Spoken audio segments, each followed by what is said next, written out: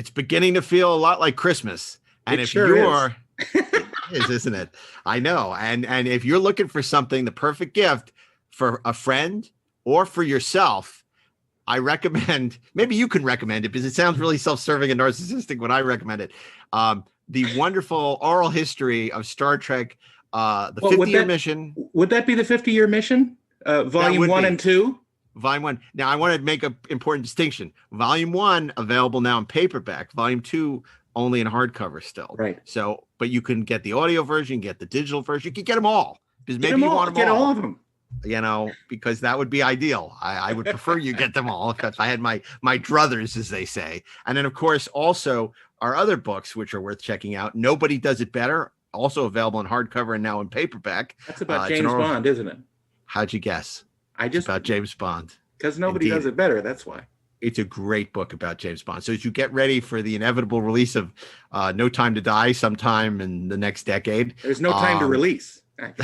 You want to pick up No Time to Die, again, also available on digital, audio, and in hardcover and paperback from Tor Forge. And if you want to do a deeper dive, check out So Say We All, our oral history of both Battlestar Galactica series, which is only available in hardcover. And I don't believe there's an audiobook. I just think a digital. I'm not sure why they didn't do an audiobook. Maybe we can do something about that. Maybe we will. Maybe we'll just record our own and we'll show them. So anyway, if you're thinking about the holidays and wondering what to get, please check out my books with Ed Gross, The 50-Year Mission, Volume 1 and 2, So Say We All, an oral history of Battlestar Galactica, and most recently, Nobody Does It Better, a complete oral history of the James Bond films and Spy Mania. Ed Gross will thank you. Hey, Darren, have you been watching us on the Electric Now app? I have. I haven't recently because I watch you pretty much every week when we're doing these things. But yeah, but you know, it's you know what I love about the Electric Now app? It's better on video. Easy to use. It's better really on video. Easy. Download the app and you watch us. That's all there is to it. It's so simple. And a lot of other cool stuff too. You go to the App Store, it says Electric Now, you download it, and then in the United States, press the button, and there it is. There it is. And you can choose, you can bookmark it. There's plenty of other movies and TV show to enjoy and episodes of all your favorite Electric Surge podcasts. So why wait? Download the Electric Now app and start enjoying us anytime.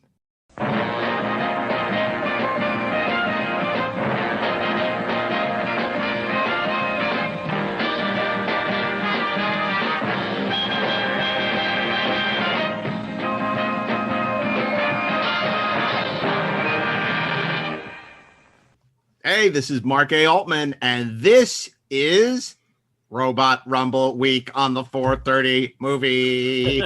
And I am here with my fellow automaton experts. It is Mr. Monday, Rock'em Sock'em, Darren Doctorman. I'm not Monday. No, you're not. Steve is Monday. You to see if your circuits. See if I'm actually a robot. That's right. But indeed, you are not a fembot, nor are you Hal. I'm a man really robot. He's baby. A computer. So, Mr. Monday, Steve Melching. Affirmative. On Tuesday, it's Darren Doctorman. You passed. Oh, that's me.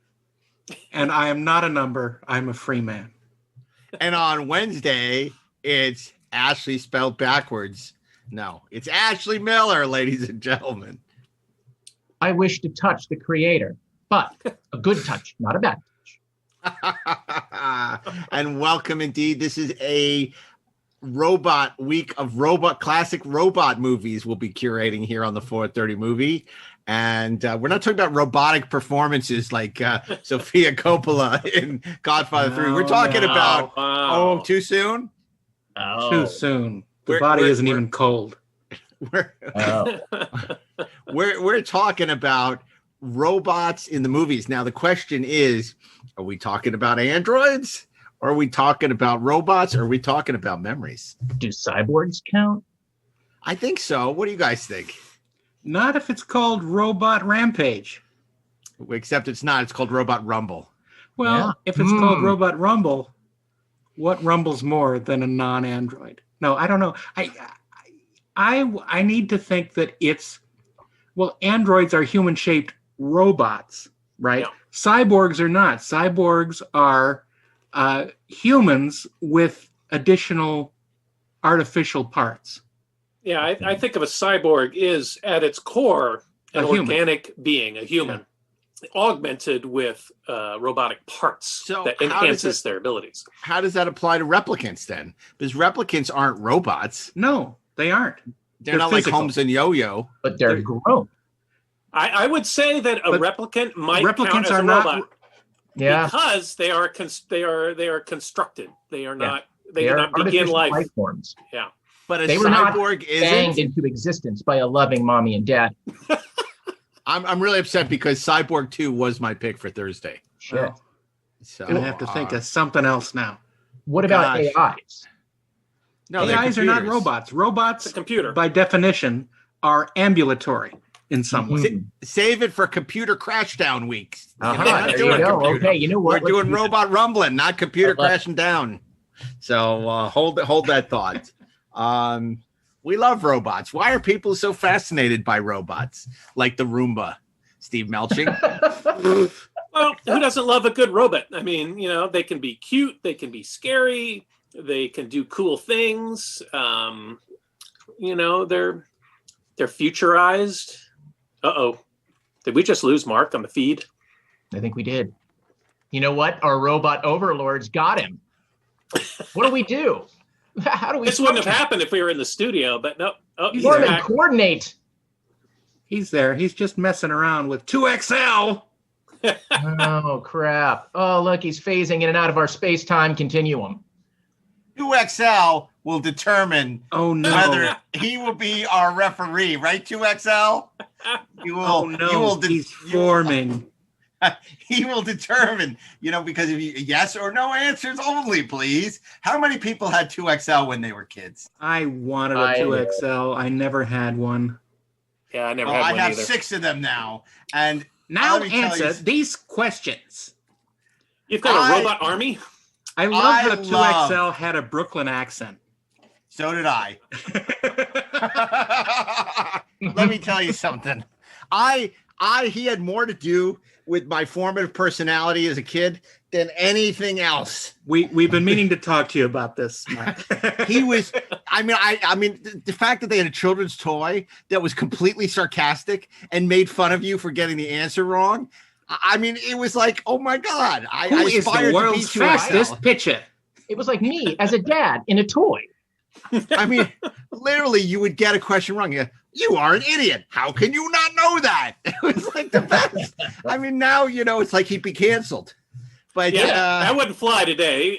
No. The robot would have to give you very sympathetic, encouraging words. And This robot does not live in anyone's safe space. No. the guy who created 2XL actually was the voice of 2XL. Oh, we know. Yeah. Because no one would choose that voice unless it was them.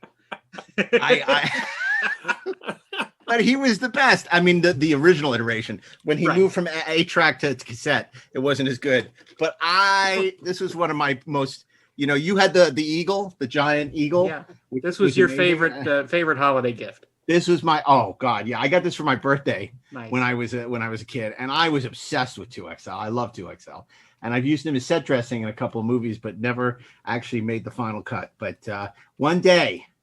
Someday. So I'm at sure least the he rights made. are available. The rights are available. Why don't you do a 2XL movie? That's right. Do the adaptation, dude. Not That for less IP than is- $100 million. I need, It that to starts, be completely CG. it starts with him winning Jeopardy. Okay, I am going to do a sequel to The Queen's Gambit with 2XL.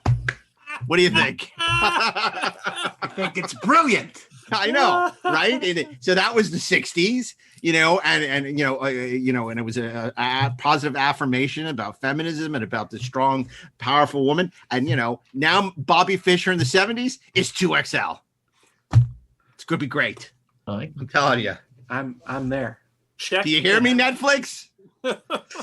now, Here we I have go another on. question about ground rules.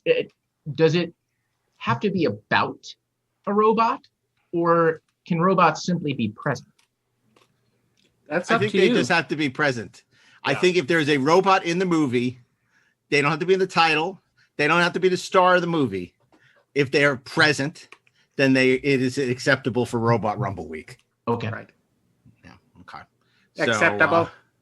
You know, and they can be small, like an owl, or they can be big, like a Mecha Godzilla. Anything is possible. Maybe. Yeah. So Maybe. So we'll see. We'll see. Oh, I just thought of another movie that was not on my list. I'm putting it down now. Yeah, I wish if he'd been in a movie, he would have my vote right now. 2XL arrives on a big track. And it's funny, I have to say, they had the science fiction 2XL Right. tape, which I did very well in, but science fiction 2 was very hard. Really? But every time that was a difficult one. The math thing really got me. That one I had trouble with. The science fiction sucks. one I did. Wait, Movies was pretty good. We're not robots. We don't do math from our heads. But now a speak and spell, that was Yes. not a robot. That is an artificial intelligence. That's an AI. Correct. Yes. True. Correct. That is correct. That is correct. That is It's correct. like the difference between HAL and C3PO. C3PO is a robot. HAL is a computer. He's a computer. He's a computer. With the right. aid of a computer. Okay. Well, this is very exciting. We all love robots. I think we've Damn right established we do. that. Are You we know- the first real robot generation? I mean, there have been robots prior to when we were growing up in the No, 70s, of what course. you mean real robots? Well, Like robots that build functioning cars. robots. well, functioning robots, yes. I think we are the first true functioning. I mean, Yeah, they're because building robots- cars Robots have been around, since the the 30s. dawn of movies. Yeah. Yeah, since Rossum's Universal Robots. that's RUR. correct. That's correct. The production that coined the term robot. Yes. Mhm. That's right. And then, of course, some of the most famous robots of all time were in silent movies. Sure. So, Perhaps which I'm not going to mention. Perhaps we'll hear from them sometime this evening. That's why I'm not even mentioning what they are, but I'm just saying that robots go way back. But yes, in terms of actual robots in real life, we have robots in Detroit that build cars. We have Roomba that cleans houses. We have we've all all kinds of stuff. I mean, there are all kinds of robots. Can't recall any of them right now, but I'm sure they're out there. I think Amazon is hiring right now. I think they're going to have a robot army soon Robot to deliver army. stuff. That's right. And I mean, you guys saw, what was it? Boston Dynamics or whoever the defense contractor Oh, is building that huge. General Dynamics is building that Universal Soldier robot. That Those can. creepy that all the four-legged workers robots. that all the workers there keep pushing him over and pissing Yeah. him off. Yeah. Yeah. That's It's not going to lead to He's gonna anything get good. Sick of getting bullied. The whole, Skynet apocalypse thing is not going to happen because we get terrified that AI or suddenly becomes sentient. That General Dynamics robot is finally just going to get pissed off about getting pushed over just to do They're tricks. having to keep getting up. Exactly. Yeah. People are such dicks to that robot. It's Yeah. not doing anything wrong. It's just trying to walk around. It was designed to walk Dude, around. I'm just trying to walk. I'm trying to walk over here and Walk open in this here. door, and you push me. You push me. One of these days, I'm going to push back. Yeah. And see, now they need the program to say, "Oh, my back." Oh, wait, that's what are you doing? That's more like 2XL. Can I ask one more question about the rules? That is just a question. to found the problem. Sure, Ashley. So a robot has to be artificial. That sounds like robot talk, Ashley. It is, but it has to be ambulatory, right, and have a body. Yes. Does an artificially intelligent ship count as a robot? I don't think so. No, because that's a ship That's an Okay. AI. with an AI. Okay, even though it can move. And you know what? The TARDIS is a phone booth. Okay, Yeah, let's get it is. that You're right, straight actually. now. Let's all agree on that. Forget So, that. so what you're saying is the Nostromo, for example, even though it has an artificial intelligence at its heart in Mother, Right. the ship itself does not count as the body No, of the Mother robot. is AI. Ash is a robot. There that's you go. correct. Okay, fair. Okay. I'm getting you know angry what? now. I Come know. on. Not just a robot, he's a goddamn robot. That's right. God. Technically, he's an android. an artificial person. Look, I understand if we were like the remedial podcast that these would be normal questions to ask, but we function at a much higher level. Why do we even need to discuss this? I got a big responsibility. I got to figure out Wednesday, okay? So I got to know where the boundaries of the box are. Ash, the people who said there are no dumb questions aren't here. They didn't have They never met me. They didn't have 2XL as a kid. You are an idiot. These are stupid questions. Don't blame me. Blame the robot. So, anyway. Being married. God. I know the answers to all your questions. You are an idiot. So where's the milk? Look in the refrigerator, dumbass. I look. It's right here. Just think how your childhood would have been threatened if 2XL could move across the room. Just think about that. I would have been sitting in a corner peeing myself all the time. It would have been like talking Tina in the Twilight Zone. Right. Hey, evil dolls, are they robots? And I'm going to kill you. You'd wake up in the middle of the night and it'd be looming over you, looking at you. Red eyes glowing. Yeah. Terminator. I had questions for you. Yeah, he had a game he played. It was called Trilex, where you could play this really cool game. Was it they had really all kinds of tapes? Exercise with 2XL. I don't know how he exercised. He didn't have legs, but it was too. I mean, I still have the tapes. I mean, it's amazing, but it's like Star Trek. We got to put the little tapes in to get it to work. And as opposed the 8 tracks. With most with a typical robot, wouldn't exercise be counterproductive? Like exercise is only going to wear out the robotic components faster rather than make them stronger. Well, he's exercising his brain while you're exercising your body. Okay. Like that, which much like the 8-track tape eventually breaks down. Right. So I got to say, last week we did live from New York and we were all astounded, I think, at how many great options there were. From a subject that didn't sound particularly broad. And this week, I think, is another redux in a way. At first, when I heard we were doing Robot Rumble Week, I'm like, oh, well, that should be easy. And then I started thinking about it, and I realized, wow, not so easy as I was led to believe. Was it that way for you guys? I still don't know what I'm picking. I don't know what I'm thinking either. I mean, I'm thinking many things. I have a lot of brain thoughts. You have a lot of questions. I do. I mean, for Wednesday, should I pull my face off and reveal that I am in fact a robot? I don't know. If that's in the cards and you're capable of doing that, I think absolutely you should do that. Let me tell you something. Our downloads would be off the hook.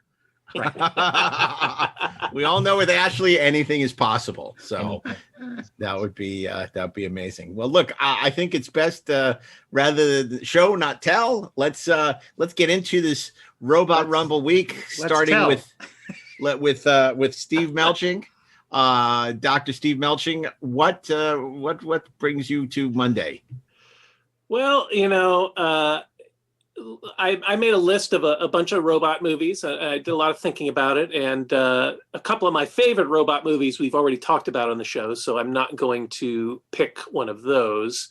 So I thought I knew what I was going to do, and then I had a last-minute substitution, because the more I thought about it, I thought, this movie is a really great modern robot movie that upends a lot of expectations, both about robots and the film franchise itself in a way that was surprising and could have been more surprising, but the marketing department blew it, got cold feet and blew it. And I think Mark is anticipating what I'm going to say, but my pick is Terminator 2, Judgment Day. The survivors of the nuclear fire called the war Judgment Day.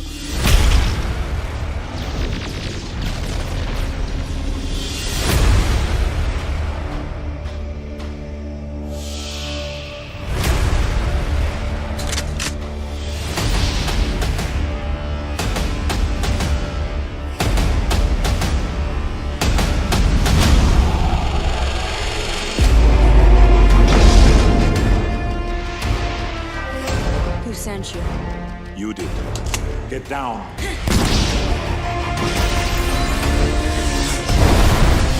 Come with me if you want to live. You just can't go around killing people. Why? I'm a Terminator. Hasta la vista, baby. Go! Now!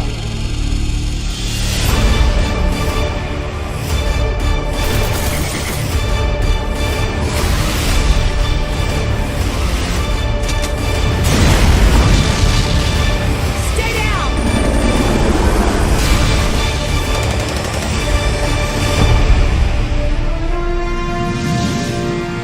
I'll be back.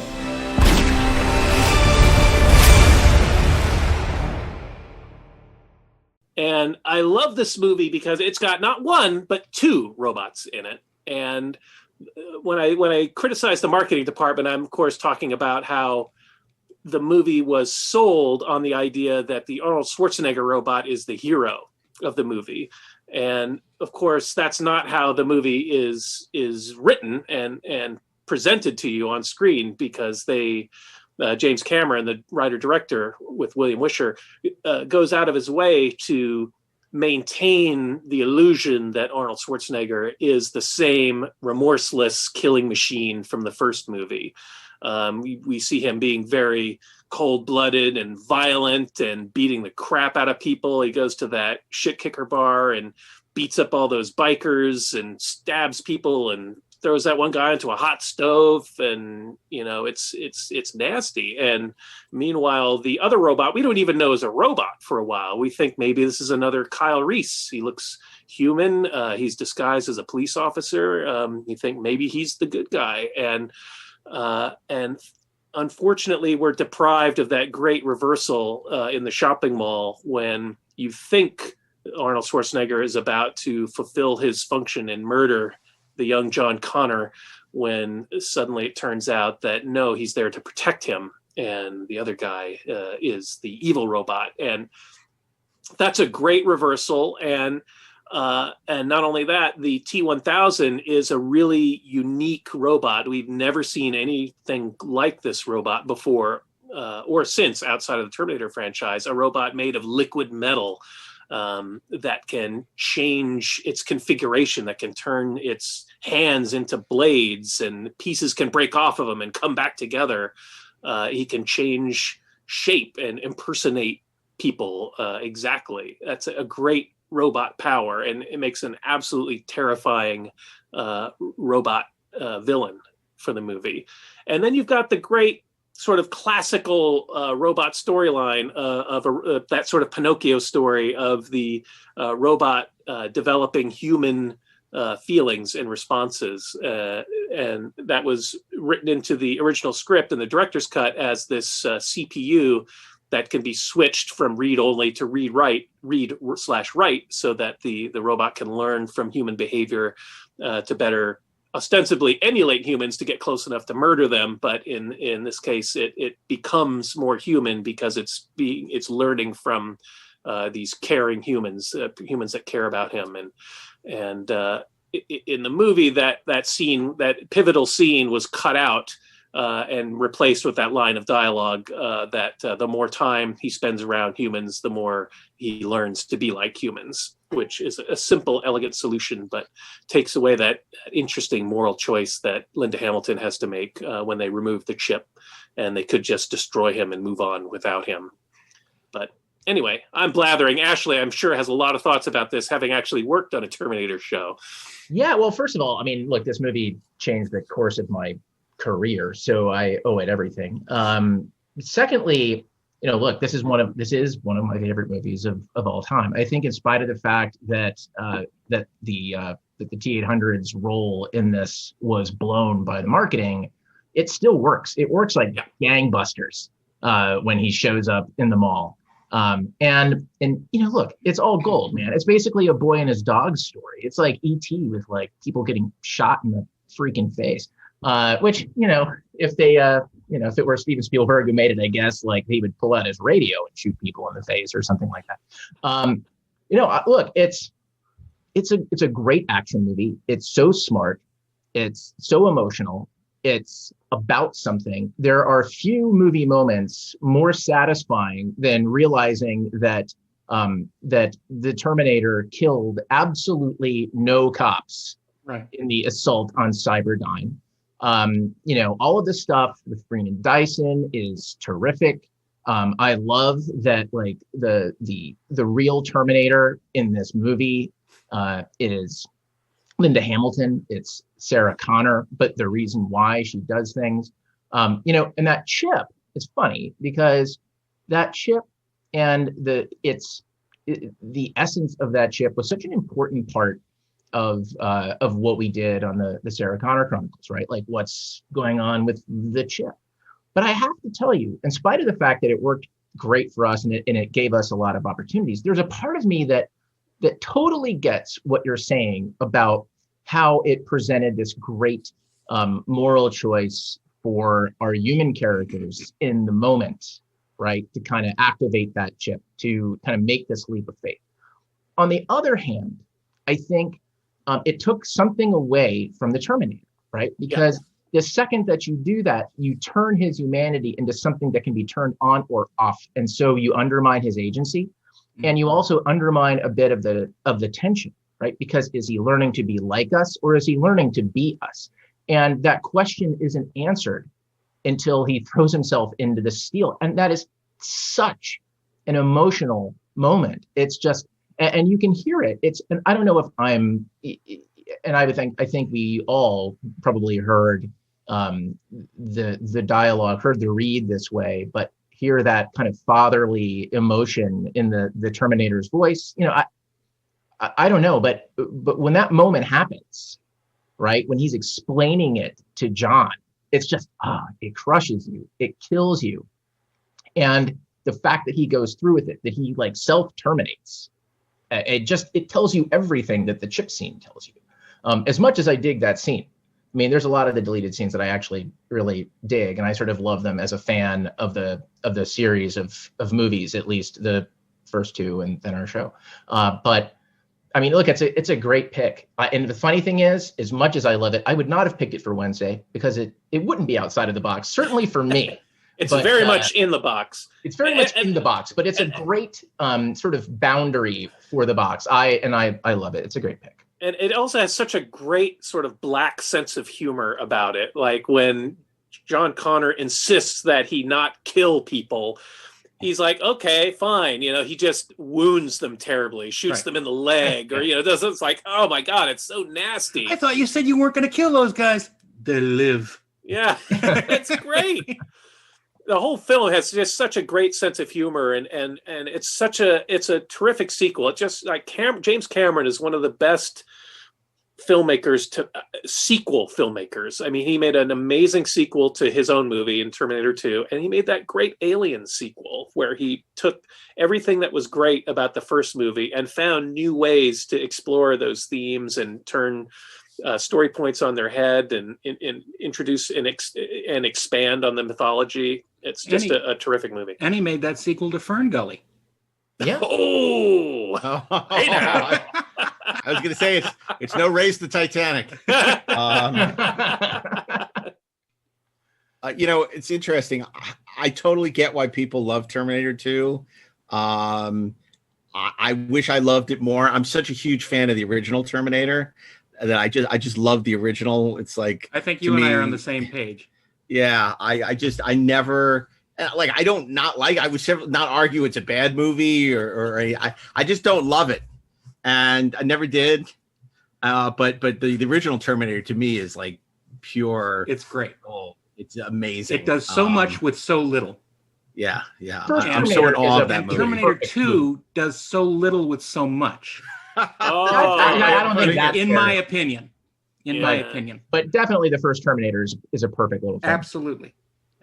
Yeah, I have so much respect for that first Terminator. But I get it. It's a great pick for Robot Week. Because like you said, you got two robots, not one robot. So it's always better. The more robots, the better. There are the 8Ks in the future. And there are the other T800s, and you see the T600. Right. They're robots blowing out that movie's ass, honestly. Yeah, and they're all really upset that people made them fall over. Yeah. Yes. you know, and now they want their revenge. So a great choice. You know, we'll just have to have that music cue going throughout the podcast. And that, you know, that brings us to Tuesday. So Darren, not overwhelmed with the Terminator 2, be very curious to hear what his pick is. We know it's not going to be Working Girl. So Darren, Or tell is us. it? Well, some would say I would love to hear Ford the was case. somewhat robotic. And Well, my choice is sort of out of the box, but it's one of the films that created the box. Oh, I know what you're going to say. Do I you? do too. Yes, I do. Yes. Do you?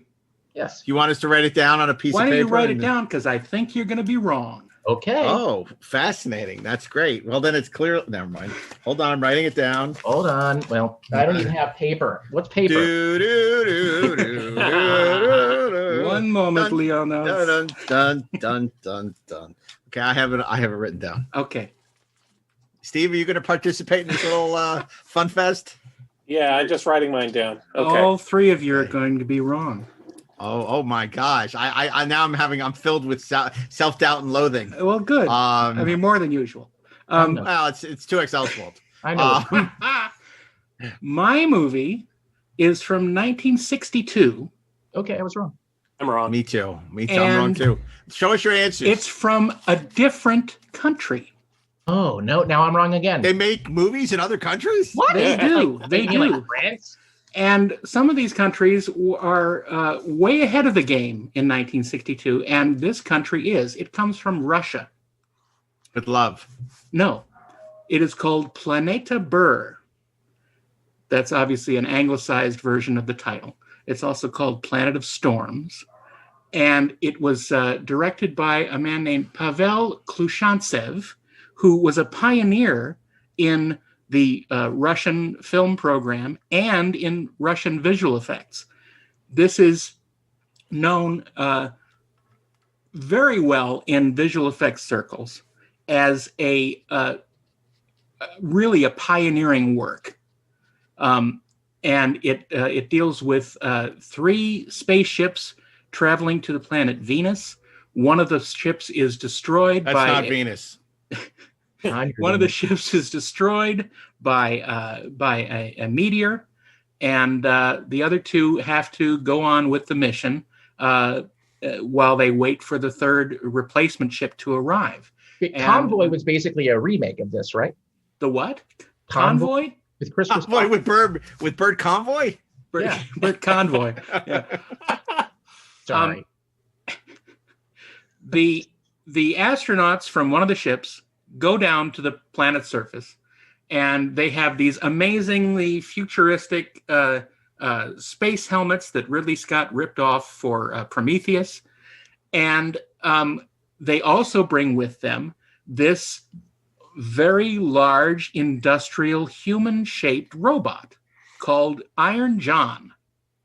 And he is sort of like a silver version of the Power Loader, but he has these huge arms and huge legs and a very it's a very mechanical robot, and he has a personality. And it turns out that he follows Asimov's laws for some reason, and he is one of the protectors of this band of astronauts. And he basically, during the course of the movie, rescues a couple of the spacemen and sacrifices his own life for them. And it's a really touching scene. And it's the movie itself is extremely odd because it has all these really futuristic situations, but it is like you're watching a movie that was made on another planet, literally, because of the cultural differences that exist between America and Russia at the time.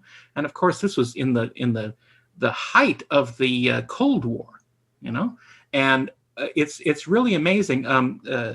Bob Skotak, one of the Skotak brothers who did the visual effects in Aliens and Terminator 2, he went to Russia to search for this Pavel Klushantsev, and found him and interviewed him. And on the release that exists now, which is a DVD that you can get on Amazon, you have that interview with Klushantsev and a very interesting documentary on his work, and it's really amazing. But when I was first introduced to it, I marveled at all the things that had been stolen from it by other movies, and I had never heard of it.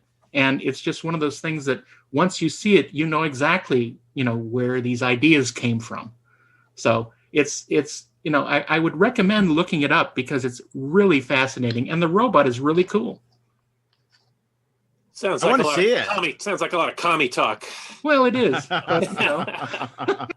It sounds fascinating. I love when, can bring something to the show that, not only we have not seen, but I would be lying if I said I've even heard of this movie. Yeah. So really sounds fascinating. I'd love to see it. That sounds really interesting. And I would never have guessed that. My guess was actually Metropolis. Yeah, that was my guess too.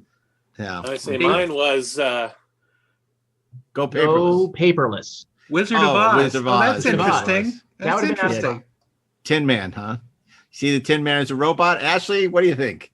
I like the Tin I would have said actually Metropolis. Then when he said No, is the Tin Man a robot? Oh yeah, actually I completely believe the Tin Man is a robot. Really? Yeah. Oh, I don't know about that. Good thing you didn't pick it. I believe that the Tin Man is actually powered by magic and thus is not a robot. That's kind of how I feel. Yeah. It's a dream. It's a dream. It's Dorothy Gale's dream. Peter Okay. Spider-Man. Well, anyway, that was a really interesting pick, Darren.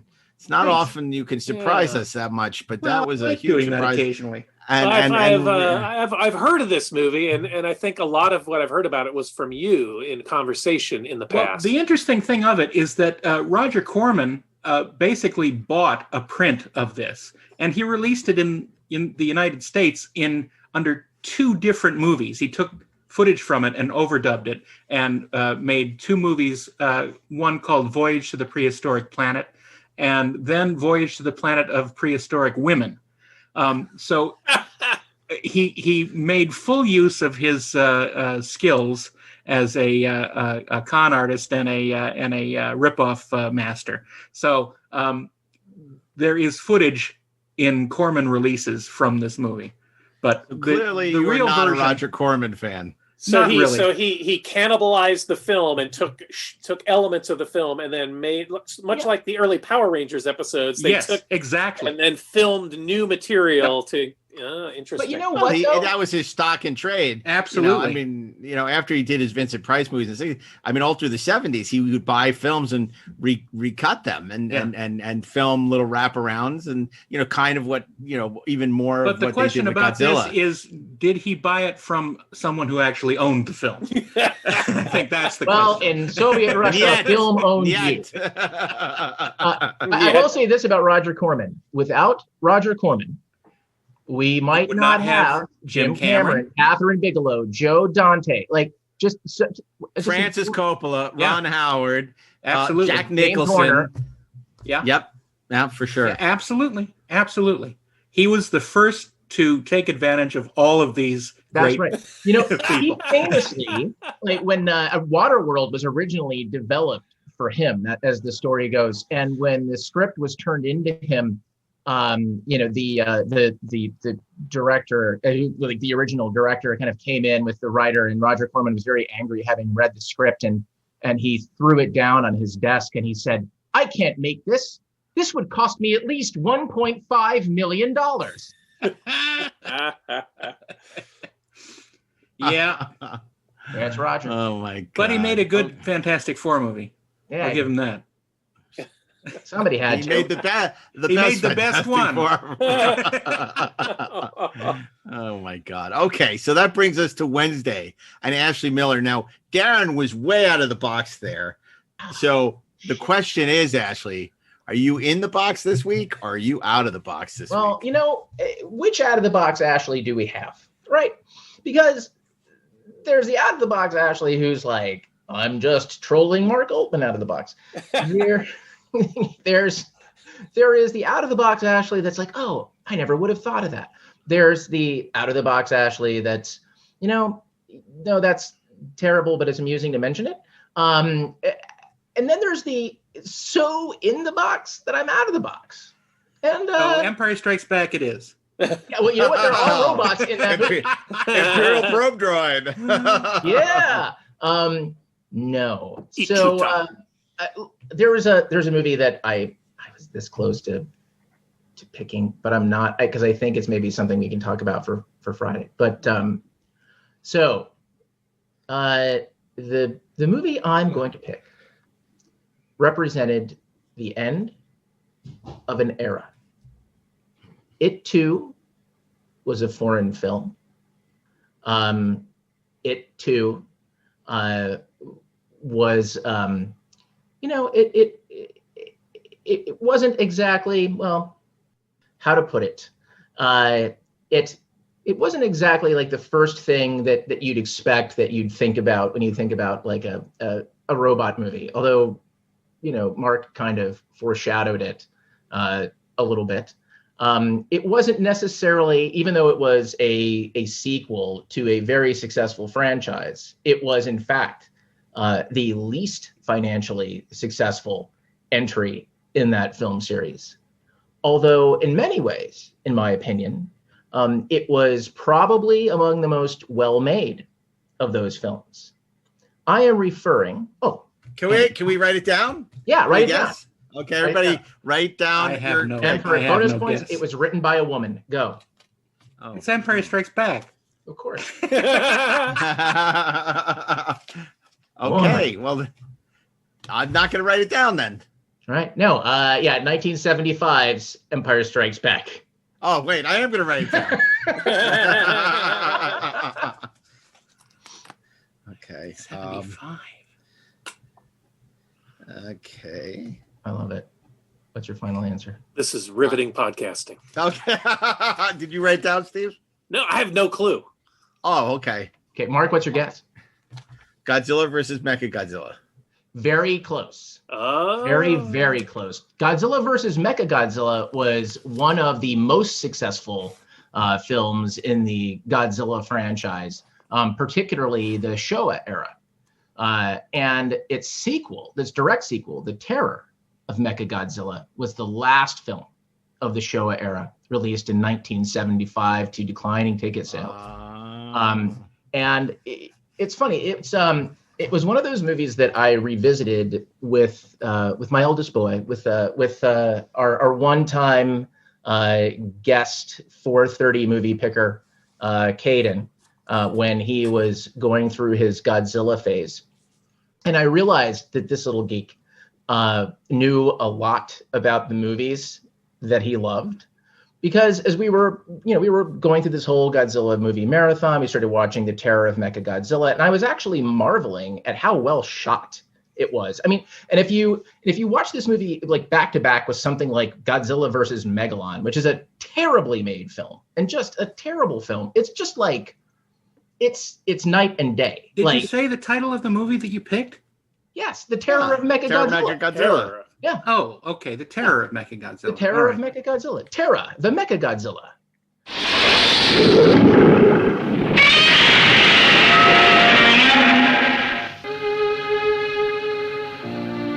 Please don't worry. Even if you're a cyborg, Katsura, I still love you. You aren't to blame. None of this is your fault.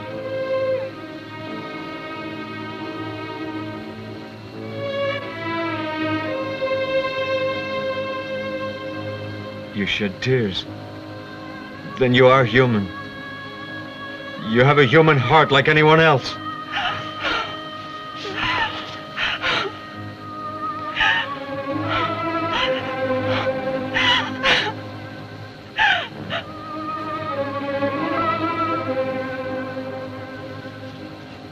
Please kill me. Destroy my body. What? Inside me's the controller. Mechagodzilla's brain's installed in my stomach. Cut quickly. To stop him. Don't be silly. You must. I can't do it. No, I can't do it.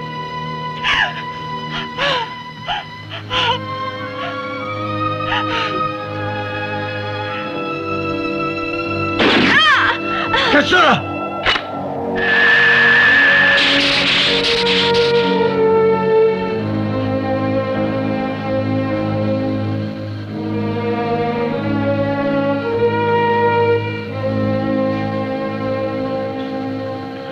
Katsura!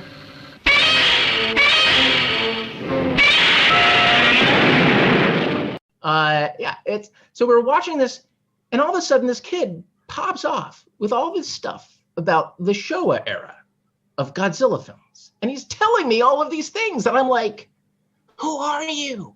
Where did you come from? Are you my kid?" And so it was a movie where I bonded with him on a couple of levels. Number one, he was sharing something with me that he really loved in ways that I just simply blew my mind. And even though I've always loved Godzilla films, like I was never like into them in the way that he was clearly into them, the way that he kind of dove into what they were. And it was also nice to revisit it kind of with an adult's eye and go, wow, that's actually a pretty well-made film. And it's pretty well shot. Like the cinematography is, I mean, you don't think about that for a Godzilla movie, but it's actually true. It's actually pretty effective. Again, it was written by a woman. She was an assistant at Toho, and they had a writing contest, right? And so she submitted her story, and it was selected like 4 months after Godzilla versus Mechagodzilla was released, and they let her write the script. And it was bananas, and they made this movie. And again, it was really great. It's also notable because it's the only Godzilla movie that has nudity in it. Although that didn't show Godzilla up. has been nude the entire time. Oh, yeah, I exactly. just want to tell His you. Godzilla dork is, well, that's a good question. Does he have a cloaca, or like what's happening down there? Everything is hidden Everything is hidden. in the folds of. He's got radioactive. I don't know. He does have Anyway. radioactive blood. But yes. Definitely my pick is Terror of Mechagodzilla. It is absolutely, if you love these kinds of movies, revisit this one and appreciate it for what it is, for how different it is. Really a lot appreciate it? Yeah. I think it's worth appreciating. And again, if you love Godzilla. I got the reference, Darren. I knew you would. Broadcast news. Broadcast. I type it here and it comes out there. That's right. Thank you. Very good. Yes. I'm sitting on the shirt tail, sitting on my coat right now. Punching my one thought. Now, is this like in Godzilla versus Mechagodzilla, where there are little Japanese women controlling Mechagodzilla inside? Because then I don't know if it really is a robot. Is Mechagodzilla a ship? Well, in later movies, when they brought Mechagodzilla back, they kind of turned Mechagodzilla into a ship that was piloted, by like the Japan Defense Force or something, which is dancing bananas. on dangerous ground. If Japan Defense Force had a Mechagodzilla, the Empire is back. You know what I'm saying? Yep. We don't be speaking Japanese now, is what you're saying. Yeah. Exactly. We don't be speaking Japanese. We would all be turning Japanese. I really think so. I'm sure I saw this movie. I can't because I like Godzilla movies when I was growing up in the 70s and early 80s, and I'm sure I saw it, like on a Saturday afternoon movie or the 4:30 movie or something like that back in the day. But for the life of me, I can't visualize this movie as a whole, although I can never remember any of them individually. Yeah, but I have that great Criterion box set of all the Godzilla movies, and I've been meaning to dive in, so I will definitely pay special attention to the Terror of Mechagodzilla when it comes up. Yeah, I can only remember the Godzilla movies that were on the 4:30 movie, because of course the 4:30 movie had Godzilla Week, and it was always Godzilla Rodan, which was Godzilla versus the Terror, Godzilla versus Mechagodzilla, and on Friday it was always Godzilla versus the Smog Monster, right? Which is like my least favorite, which I don't understand. But it's pretty much the worst. Yeah, it is absolutely the worst. I mean, although I could have actually named Godzilla versus Megalon because Jet Jaguar is a robot and Jet Jaguar is in that movie. But it's amazing to watch those two back to back the way I did. And it's just like, I don't even know how to explain it. Like how the quality of the films could vary that widely, and why that like unmitigated piece of crap that I kind of love, like Godzilla versus Megalon, would be so successful. And I prefer Godzuki. Yeah, from the cartoon, which I also love, by the way. I can hum that theme song.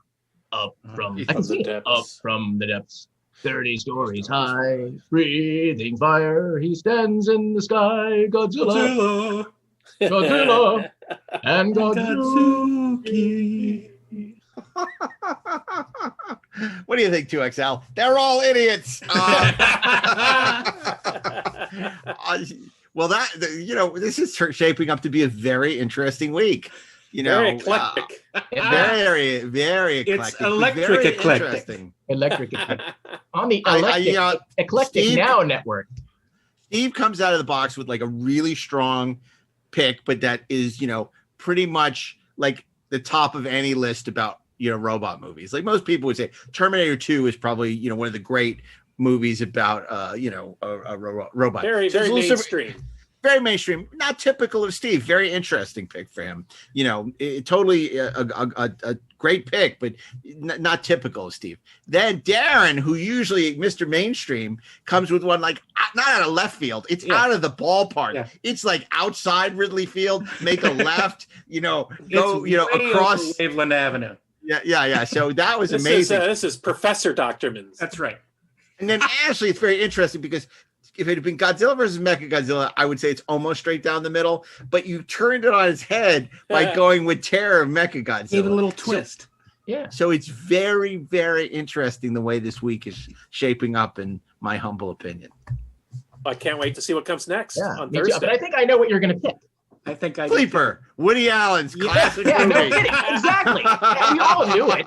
It's the only Woody Allen movie with robots. No, that is not my pick. And I have to say, is it Rocky 3 or Rocky 4? Rocky 4? Rocky 4. Yeah, or the Muppets with 80s robot.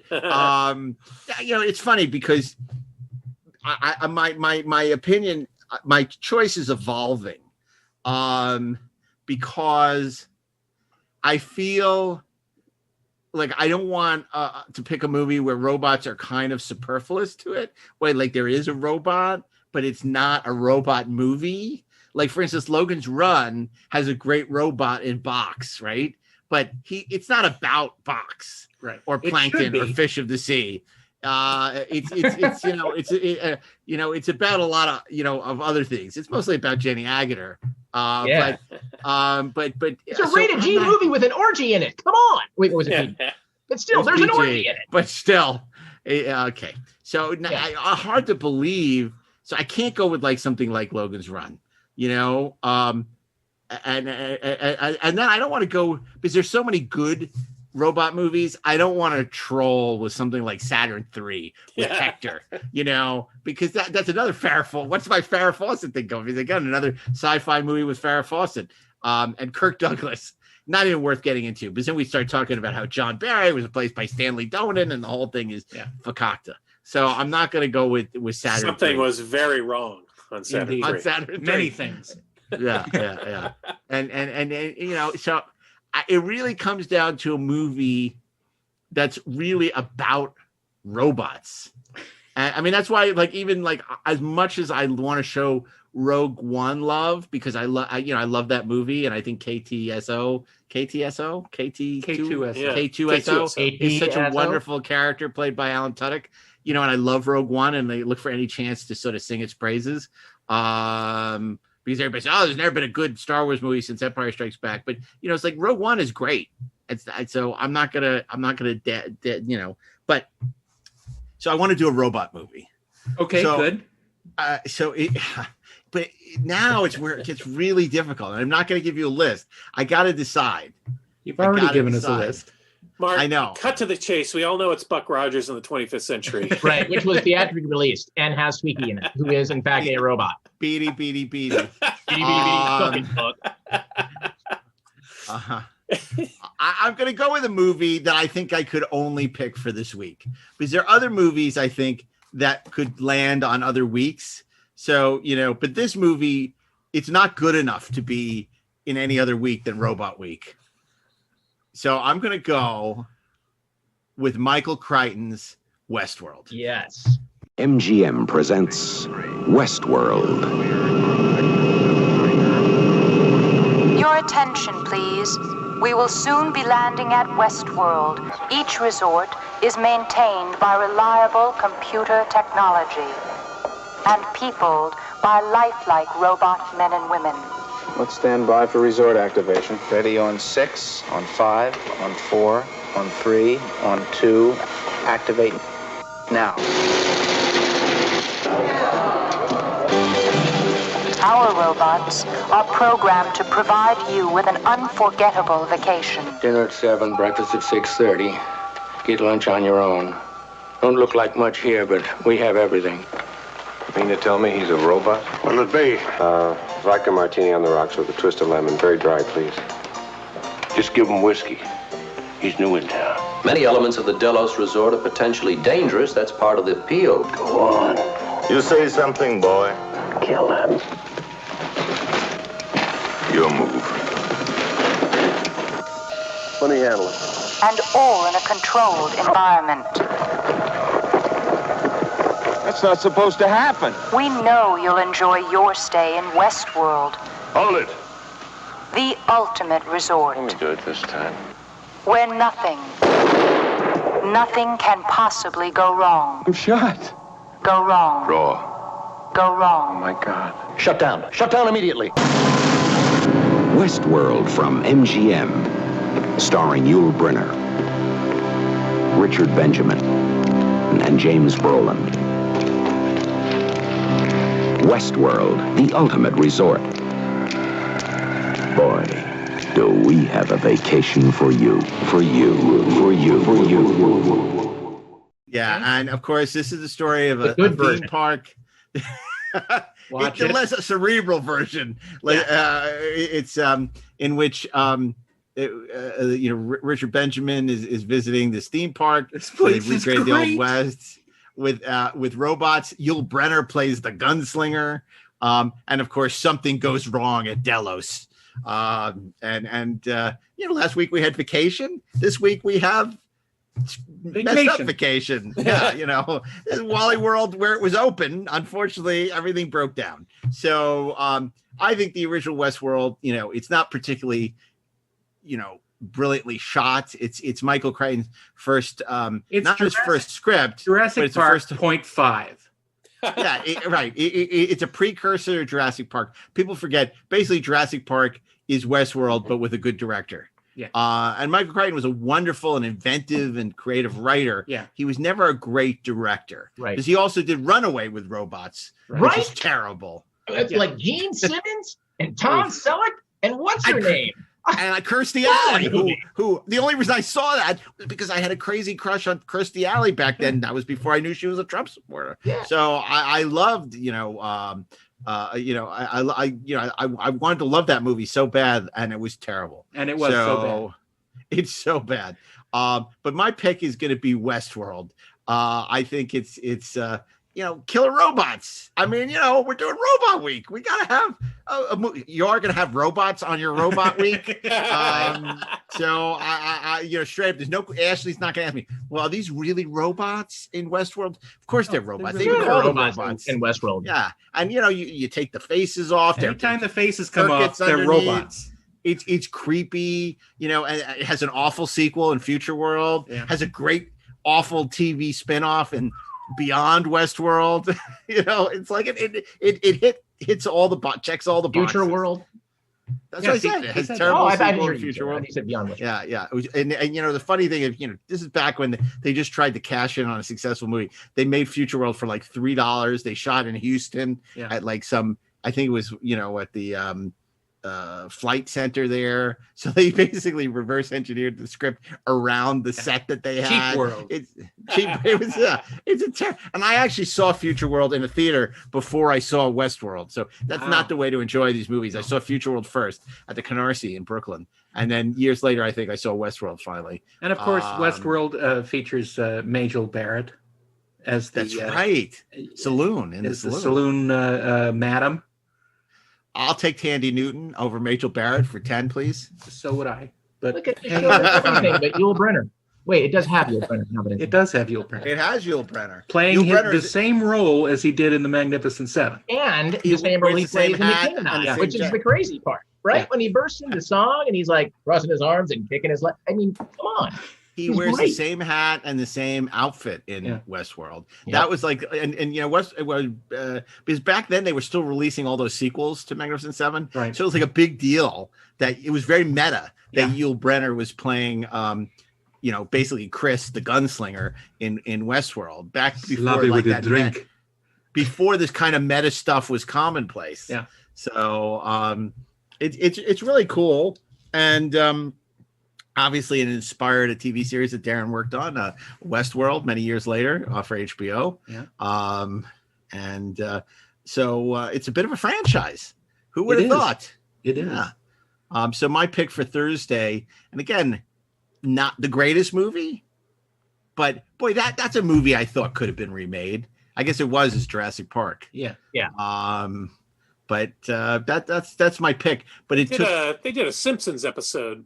Basically, as a riff on Westworld. They did. It was Itchy and Scratchy Land. Yeah. Or Duff World. Or yeah.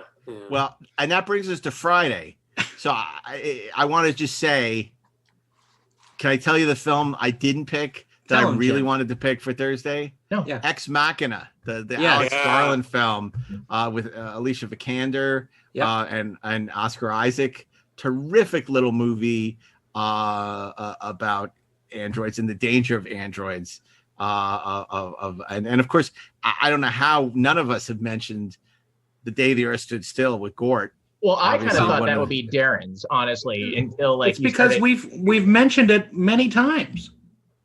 And that's why I didn't pick it for Thursday, because it fits in a number of other weeks. Same thing with Forbidden Planet. Yep. You know, Star Wars. We've mentioned all these great movies so many times before. Silent Running. Yeah, absolutely. Huey, Dewey, and Louie. Yeah. You know, we didn't mention Star Trek Generations, your favorite, Mark. Oh God, don't get me started. You know, if I had to go with one of those movies, I would go with First Contact over Generations. But you know, I think we would be remiss if we didn't mention The Iron Giant. Yes, that would be my pick for Friday. That was almost my pick for Wednesday. That was almost my pick for Monday. Also, I was back and forth between Iron Giant and T2. Terrific anime. You guys watch Ted Lasso on Apple? Love it. Yeah, I just started watching it today, actually. Oh, it's fantastic. But there's a scene, there's an episode, and this is not to give anything away, in which the Iron Giant plays a part. So you'll get to it and you'll love it. Yeah. Naomi Naomi and Chris Parnell both told me the show was great. So we started watching it. She'd already seen it, but it's freaking awesome. It is my like favorite. That and Better Call Saul, my favorite shows of 2020. I love Ted Lasso. Yeah, it's great. I'm going to keep Apple. They finally found the killer app. Now I have to keep it, you know, which is yet another streaming service I have to keep. So other movies. Wall-E, another animated movie. Absolutely. Pixar's Wall-E movie. Yeah. Big Hero 6, another animated movie. Yeah. Transformers, another animated movie. Oh wait. There was an animated Transformers in 1986. Yeah, I know. Right. Well, you know, the kids love that Transformers. Featuring Orson Welles' final performance. And Leonard Nimoy as the Beaver. Wait, no. Who did Leonard Nimoy play? Some animated thing. There's also Avengers: The Age of Ultron. Right. You know, with James Spader as the titular Ultron. Passengers.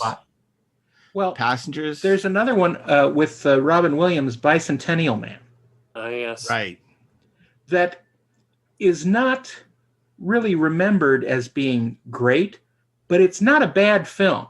It's a really fascinating, like, sort of pure science fiction film that doesn't always work, but it has some really good things in it.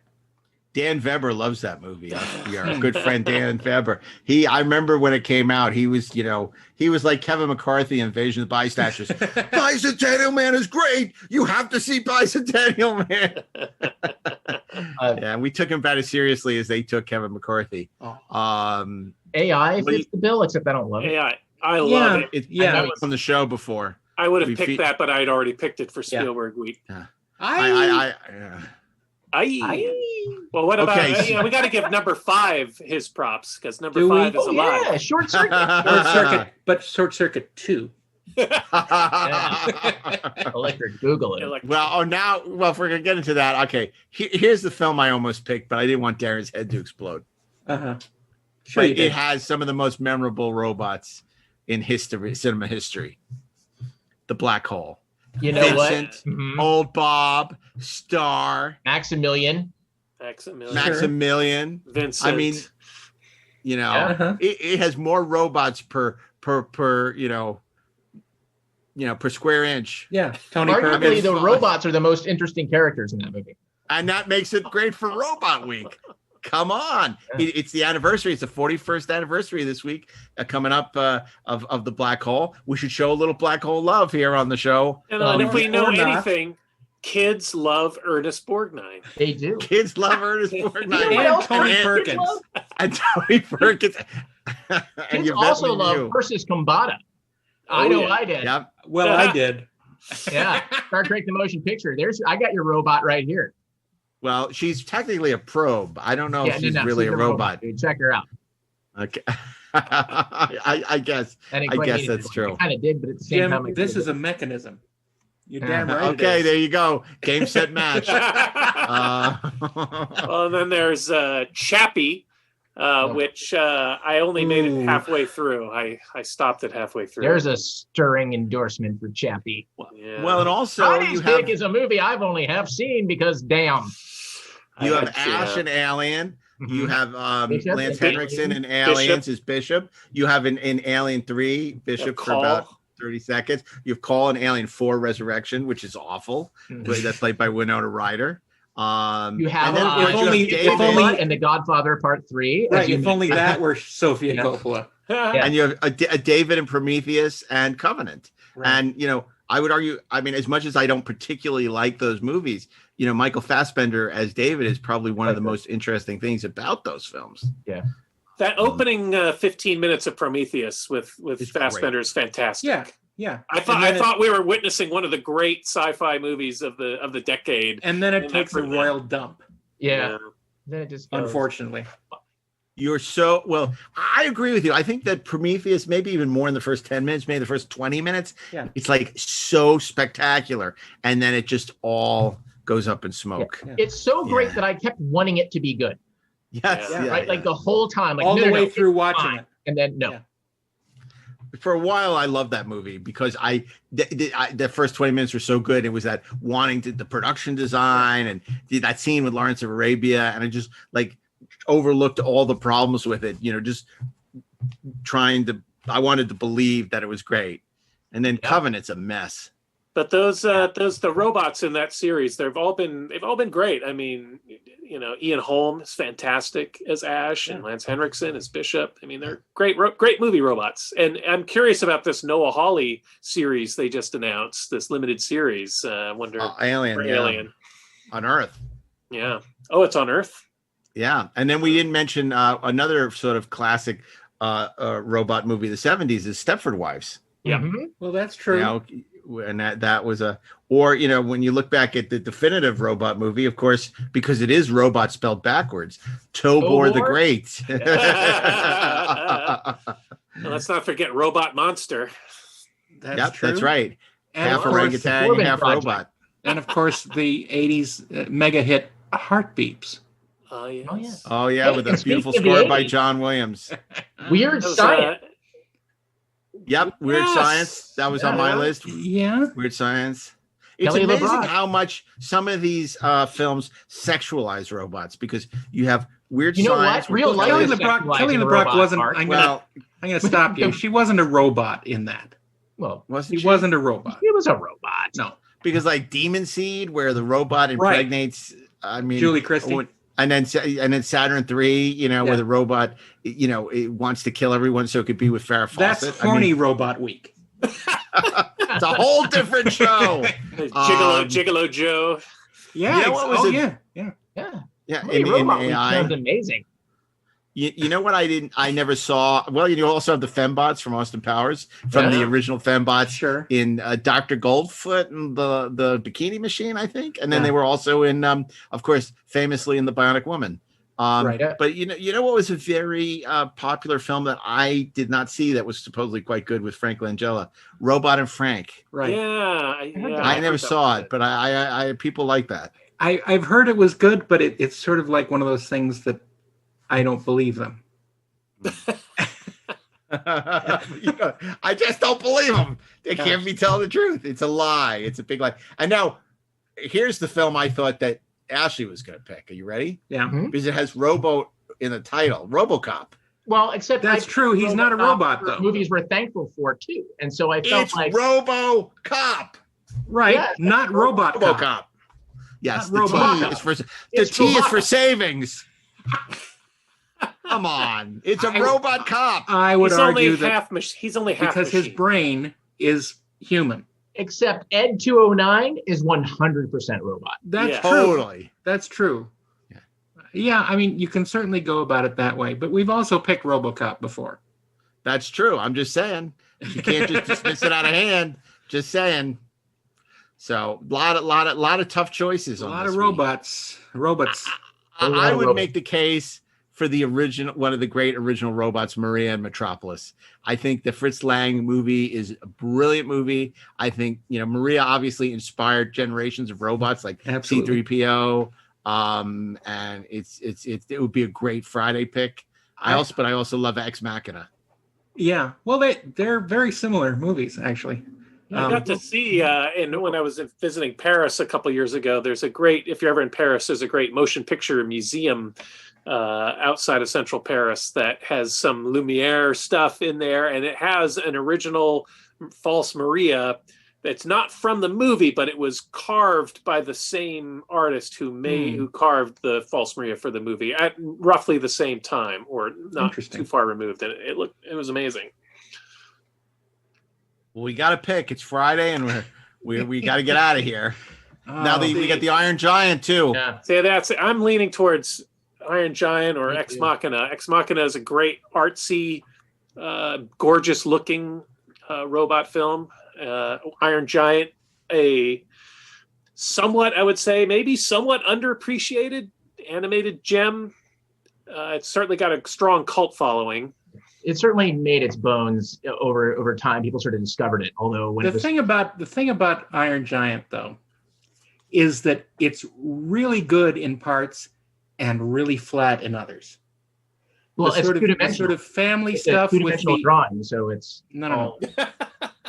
The family stuff with the single mom and the kid and the artist is kind of flat, and it's kind of interesting. Because it also doesn't have the heart of the black hole. The thing I talk about is the mom's relationship with the artist, as opposed to the boy's relationship with the robot, which is the heart. Yeah. But I mean, for me, like I can't get behind Ex Machina. I kind of hate that movie. I think that writer director is just so goddamn boring. Like that movie, The Turing Test. Come on, guys. Like, what year is it? Like, it just, to me, it just. Nothing about that movie surprised me. Yeah. Like it was just. The Turing Test is for a blind communication with an AI. Yeah. So are we saying, Ashley, that you're going to exercise your veto power over I'm saying that I just wouldn't recommend that movie to anybody. We've never exercised a veto on this show. I would never exercise the veto. If you guys want to recommend that movie, you go ahead and recommend that movie. But I'm just telling you that it's one of those movies that like people write when they don't actually know what they're writing, but they pretend that they are. Wow, that's fired. Yeah, I like wow. Well, I mean, we live in a world where people cannot find consensus, but here on the 430 movie, that is what we seek. So I think we agree. It's all the black hole then, right? Yeah. Yeah. Also, Battlestar Galactica. I mean, come on. Yeah. Oh, we didn't even talk about the Cylons. That's Although true. they're not robots. Know. Of course they're not robots. Oh, because in the novelizations, they're little reptiles That's inside. Correct. Yeah. Yeah, but the novelization canon. isn't canon. It's you know what? Of course it is. And What also, what about Muffet? What about Muffet? God damn it! Yeah, what about Muffet? It's a monkey. No, not in the making of the show. In real life, it's a robot dog. Yeah. Because Dr. Wilker is the robot doctor, unlike the other doctor played by George Murdoch, who's the people doctor. Wilker is the robot doctor. That's right, because doctors need robots too. Wait, what? Which means robots that I think need doctors too. Robots need, Salish, the other guy. Bill and is Ted's Salish. Bogus Journey. Oh, there you go. That's Evil true. Ted, No, Evil come Bill. on. Come on, we're talking about great robot movies.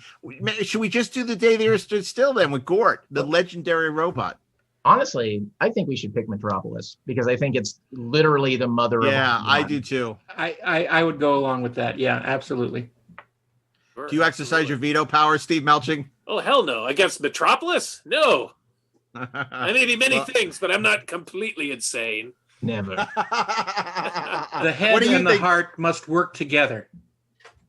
And so I think that's what's happening here. I mean, if you have not seen, if you have not I seen think Metropolis is a great Metropolis, movie. there's a great Blu-ray edition of it out, and it's beautifully restored. And it's what year was that made? 1921, I believe. I mean, it's just the filmmaking in it for the time is truly groundbreaking. It's a really incredible movie. Yeah, and that Giorgio Moroder was really doing great scores back then in 1921. No, Now, this I never latest listened to edition Moroder has score. a restoration of the actual score that was played along with the film. Yeah, I think it's Kino Lorber that put it out, and it's a beautiful edition. Multiple versions of the movie, multiple scores. Excellent job. Yep. Yeah, that's a perfect way to end our robot week with the Metropolis deal. We It may not end be the with the first beginning. robot movie. I mean, it's not quite as good as the Black Hole, but it definitely it makes But sense. what is to as pick good it. as the black hole? The Black Hole. Yeah. One day I'll get the Black Hole. Did we pick the Black Hole maybe for in the shadow of Star Wars week? I think you did. Oh, no, I picked Moonraker. Maybe I did because it seems like the kind of insane thing I would do. But I would swear we picked the black hole because if we hadn't, I'd be all for it. I might have picked it. I know. I feel like, and I know we've been trying to Don't do make something me with Black Hole. exercise my veto power. Oh my God. Okay. Well, look, this was a pretty great week because Monday, Steve, we had. Yes, we did pick the Black Hole for In the Shadow of Star Wars week. It was the Friday pick. Oh, well, then we can't pick it for Friday again. Oh, there you go. You're off Certainly the not. hook, Darren. It definitely Metropolis now. Although it does have some of the great robots of all time. I mean, old Bob, man. Old Bob is the best. Old Bob. Just got him from Walgreens. Yeah. From Diamond Select. I love the It came out- scene where old Bob rides the nuclear bomb all the way down. Yeah. Old Bob is the nuclear bomb this time. Look, and Max, how many robots actually go to hell? I mean, come on. That's Maximilian went all all the a way dream to sequence, hell. Mark. That's a dream sequence. They went through the black hole. No, went they through the black didn't. hole That's a into dream hell. sequence. Did you read the comic Beyond the Black Hole from Did you read Gold the Key? novelization? It's canon. Yes. In the novelization, they went to hell. You know who Right. did the novelization? Alan Was Dean it Alan Foster. Dean Foster? Alan Dean Foster. That's right. It's like, you know what? It's like if anybody ever asked you, who did the novelization? Alan Dean Foster. Hey, did you see Crazy Rich Asians? Did you know who did the novelization? Alan Dean Foster. Did he really?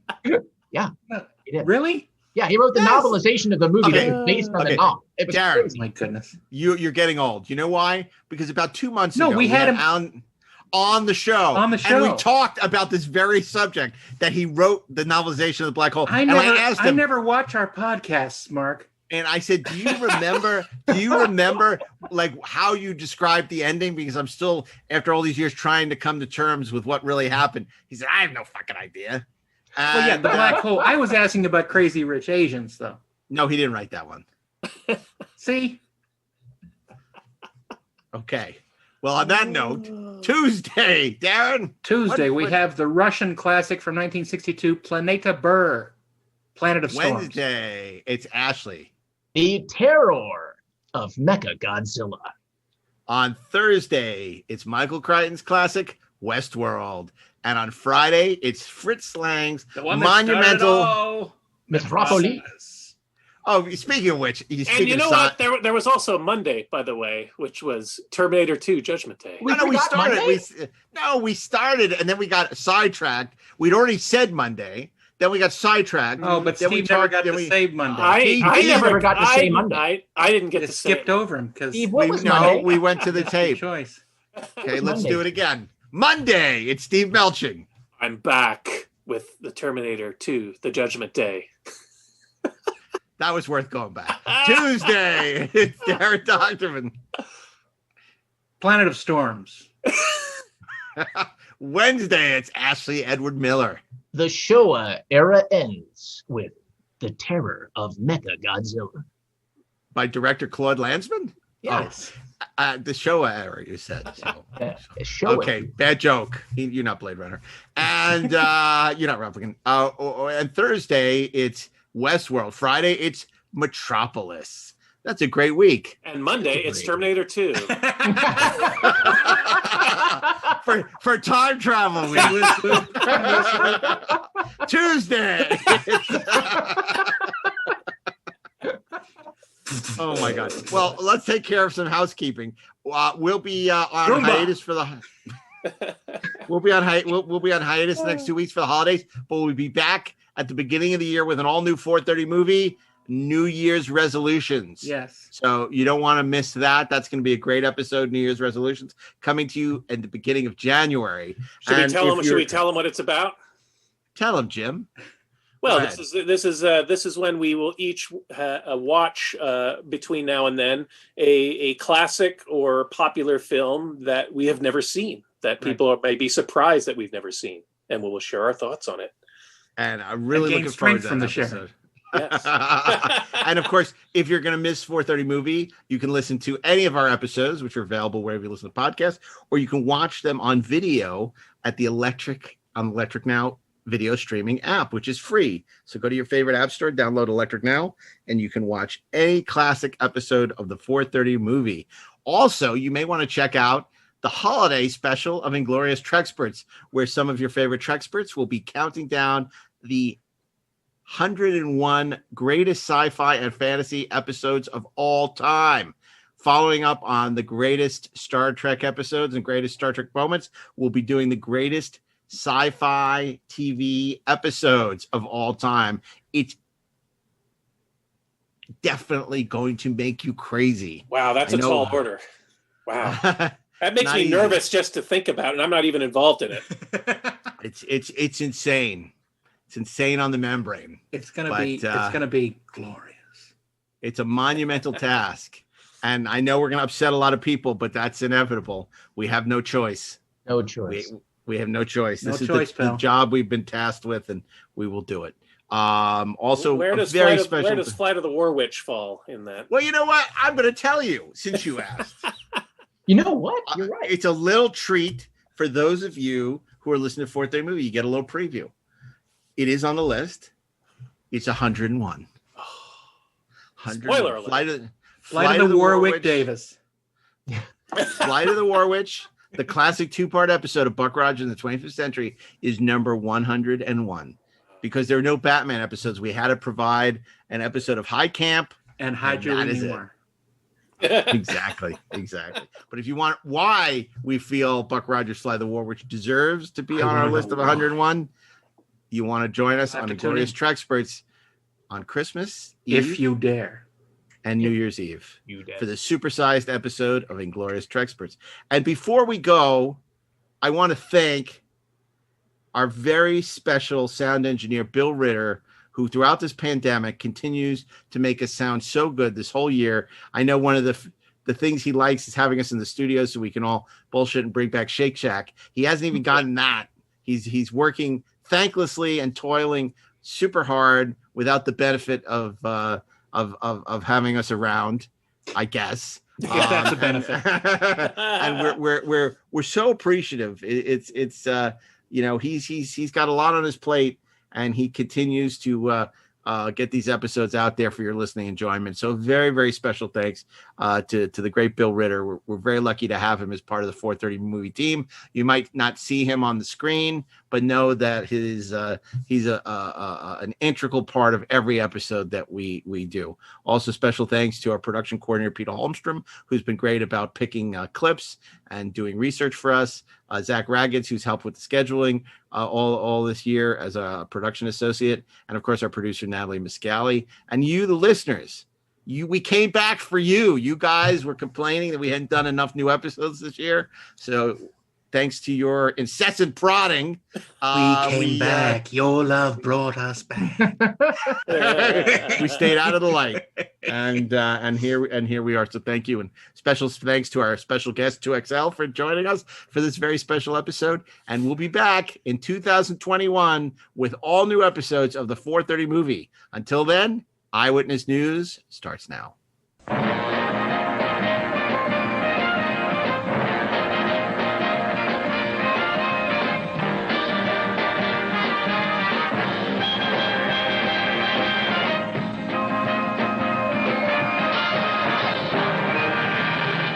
This episode brought to you by Juice of Safu.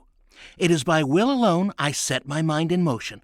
It is by the juice of Safu that the mind acquires speed, the lips acquire stains, the stains become a warning. It is by will alone I set my mind in motion. Set your mind in motion with Juice of Safu.